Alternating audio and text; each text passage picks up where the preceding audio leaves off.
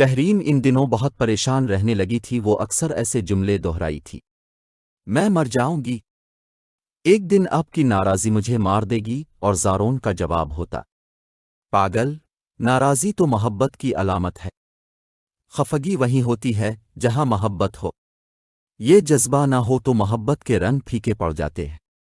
لیکن انسان اگر بغیر وجہ کی ناراضی کا دکھ سہے تو وہ اندر سے ٹوٹ جاتا ہے۔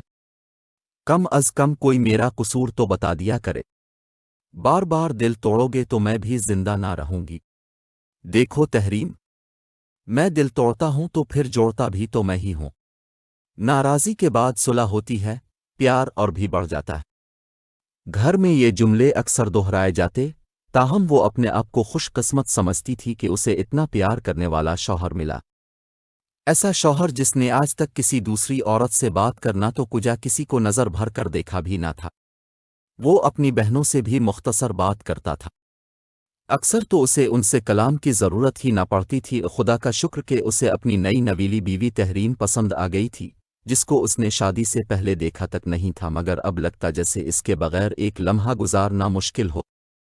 اس کا پیار بھی کچھ عجیب تھا، شدت لیے ہوئے، دھیمے دھیمے رم جھم کی طرح برستے ہوئے الف چاک کالے بادل ہر اجاتی تبھی شک کی بجلی کو نچ جاتی اور خفگی کی بارش برسنے لگتی۔ ایسے عالم میں تحریم ان کہی باتوں سے بے خبر اس الجھن میں رہتی کہ زارون کو ہوا کیا ہے، وہ کیوں اس سے بات نہیں کر رہا، کیونکہ منچاہا انسان ہی اگر آپ کو نظر انداز کرے، اجنبیوں جیسا سلوک کرے تو پھر سکون کہاں ملتا ہے۔ رات رات بھر جاگ کر وہ سوچتی، روتی، لیکن کوئی سرا ہاتھ نہ لگتا۔ وہ کتنے دن ایسے تڑپتے ہوئے گزار دیتی اور پھر اچانک بادل برسنا بند کر دیتے، محبت کی پھوار پڑنا شروع ہو جاتی، اس کے گلے ہونٹوں میں ہی دب کر رہ جاتے۔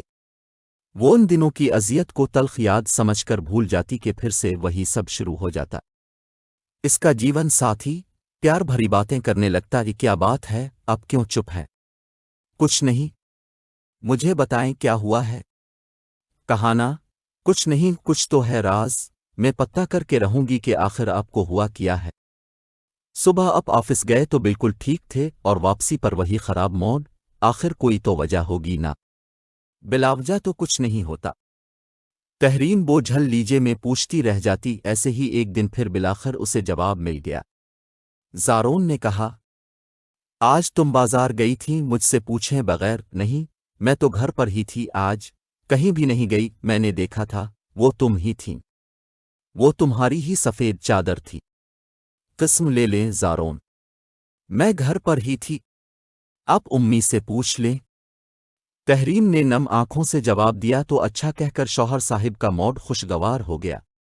گو زرون کو اندر سے شک کا روگ لگا ہوا تھا، یہ زہریلا سانپ سے رہ رہ کر ڈستا تھا۔ تحریم یہ سوچنے پر مجبور ہو گئی تھی کہ ایک عورت کے لیے ایسی زندگی گزارنا کتنا مشکل ہوتا ہے جہاں 24 گھنٹے وہ کاموں میں لگی رہے، اور رات کو جب تھکی ہاری کمرے میں پہنچے تو خاوند کا اثار وہ یہ منتظر ہو۔ ایسے حالات میں عورت زیادہ دیر گزارا نہیں کر سکتی، مگر اولاد کی وجہ سے اسے بہت کچھ برداشت کرنا پڑتا ہے۔ ایک دن ڈرائنگ روم میں سب بیٹھے باتیں کر رہے تھے، تحریم بھی اپنے بیٹے کو اٹھائے موجود تھی، سب کے ساتھ وہ بھی ہنس بول رہی تھی۔ دن بہت مصروف گزرا، شام کو تمام مہمانوں کو رخصت کر کے اپنے کمرے میں گئی تو زرون خلاف معمول بہت خاموش تھا، وہ اپنے مخصوص انداز میں ہنس بول رہا تھا اور نہ گنگنا رہا تھا، بیوی کو اس طرح نظر انداز کر رہا تھا جیسے وہ کمرے میں موجود ہی نہیں تھی۔ اس کو منانے کی تحریم کی ہر کوشش ناکام ہو گئی۔ اس نے زرون کو لا کے منایا، اس سے ناراضی کی وجہ پوچھی، مگر اس نے تو جیسے نہ بولنے کی قسم کھائی ہوئی تھی۔ صورت حال اتنی خراب ہو گئی کہ گھر میں موجود تمام لوگوں کو بھی پتہ چل گیا کہ میاں بیوی میں کوئی ناراضی چل رہی ہے، اور اس بات کی وجہ کیا ہے یہ کسی کو بھی معلوم نہ تھا، یہاں تک کہ خود تحریم کو بھی نہیں۔ تو پھر وہ کس منہ سے کسی کے سوال کا جواب دیتی؟ اس نے یہ وقت کیسے گزارا یہ وہی جانتی تھی۔ ایک ہی کمرے میں ہونے کے باوجود دونوں اجنبیوں کی سی زندگی گزار رہے تھے۔ زارون نے تحریم کے ساتھ ساتھ سب گھر والوں سے بھی بات چیت بند کی ہوئی تھی، اس کی تو حالت ان دنوں نہ گفتابا ہو رہی تھی۔ جب اتنی محبت کرنے والا شخص اچانک اجنبی بن جائے تو یہ اذیت وہی جان سکتا ہے جس نے اسے جھیلا ہو، جس پر گزری ہو۔ آخر کار خدا خدا کر کے ایک ہفتے کی سرد مہری کے بعد اس کے لبوں کا قفل ٹوٹ گیا، لیکن اس نے کہا بھی تو کیا کہ میری بہن کا شوہر تمہیں دیکھ رہا تھا۔ بس مجھے اس بات کا غصہ ہے کہ تم وہاں سے ہٹ کیوں نہ گئیں۔ یہ الزام سن کر وہ تڑپ گئی۔ خدا کے لیے ایسے الزام نہ لگاؤ، میں نے تو تمہارے بہنوئی کی طرف ایک بار بھی نہیں دیکھا۔ اس نے سسکتے ہوئے جواب دیا، ٹھیک ہے تم بے قصور ثابت ہو گئیں، لیکن وہ نہیں ہوا۔ آئندہ جب میری بہنیں آئیں تو تم ان کے خاوندوں کے سامنے نہیں آنا، لیکن زارون، گھر آئے مہمانوں کے ساتھ یہ سلوک تو نہیں کیا جاتا۔ میں کیسے سامنے نہیں جاؤں گی؟ آپ کی والدہ اور بہنیں کتنا برا مانیں گی؟ وہ تو میری جان کو آ جائیں گی۔ اچھا تو پھر سوچ لو، یا تو انہیں خوش رکھو یا پھر مجھے۔ اس نے بیوی کو درست لہجے میں جواب دیا، اور پھر اگلی دفعہ ویسا ہی ہوا جیسو چاہتا تھا۔ اس بار جب اس کی بہنیں اور ان کے خاوند آئے تو تحریم اپنے کمرے میں بند رہی۔ اس نے اپنی ساس کو بھی ان کے بیٹے کی اس پابندی کے بارے میں بتا دیا تھا۔ زارون خود بھی تحریم کے ساتھ کمرے میں بند ہو گیا تھا۔ وہ بہت خوش تھا کہ اس کی بیوی نے اس کی بات مانی ہے اور کسی سے ملنے نہیں گئی۔ تم صرف میری ہو اور میر عدل چاہتا کہ میری چیز پر کسی کی نظر نہ پڑے۔ اس نے مسکراتے ہوئے بیوی کا ہاتھ تھاما۔ وہ جواب میں بس مسکرا کر رہ گئی تھی، لیکن جیون ساتھی کو یہ پتہ بھی نہ چل سکا کہ تحریم کے دل میں کیا ٹوٹ کر رہ گیا ہے۔ اب وہ ہر لمحہ ایک خوفزدہ کرنے والے حصار میں قید رہنے لگی۔ پتہ نہیں اس کے شوہر کو کب کسی سے بات کرنے پر غصہ آ جائے، کیا برا لگ جائے۔ وہ بازار نہ جاتی کہ کہیں خاوند کا ذہن اس کے بارے میں کوئی منفی کہانی نہ گھڑ لے۔ اسے اپنے اب سے شرمندگی محسوس ہونے لگی تھی کہ اس کا شوہر اس کے بارے میں ایسے خیالات رکھتا۔ وہ یہ سوچ کر خود کو تسلی دیتی کہ میری زندگی کا ساتھی مجھ سے پیار بھی تو کرتا ہے۔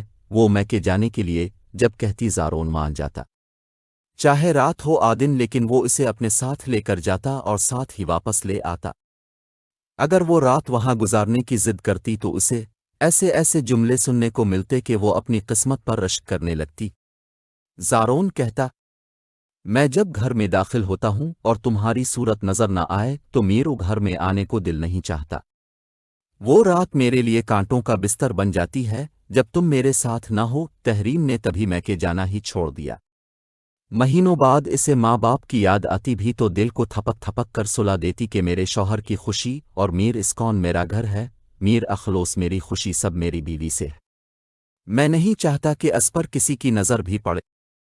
اگر کوئی اس کی طرف دیکھے تو میر عدل شک سے بھر جاتا ہے کہ کہیں وہ میری بیوی کے لیے کچھ سوچ تو نہیں رہا۔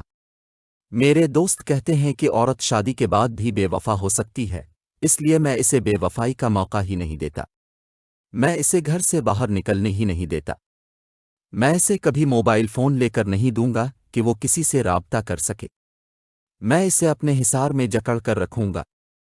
یہ تمام سوچیں زارون کی تھیں، لیکن اسے یہ پتہ نہیں تھا کہ عورت بہت نازک ہوتی ہے، کانچ سے بنی ہوتی ہے۔ اسے پیار، محبت چاہیے اور ساتھ تحفظ اور اعتماد بھی۔ اگر شوہر اس پر محبت کے ساتھ اعتماد کی دولت بھی دامن میں ڈال دے تو عورت عمر بھر اس کی باندی بن کر رہ سکتی ہے۔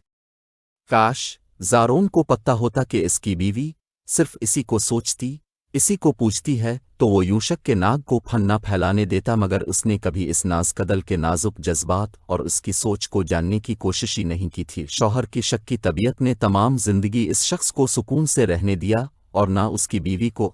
اس ناروا سلوک کی وجہ سے تحریم کی شخصیت کو گھن لگ گیا اور اس کا اعتماد بالکل ختم ہو کر رہ گیا۔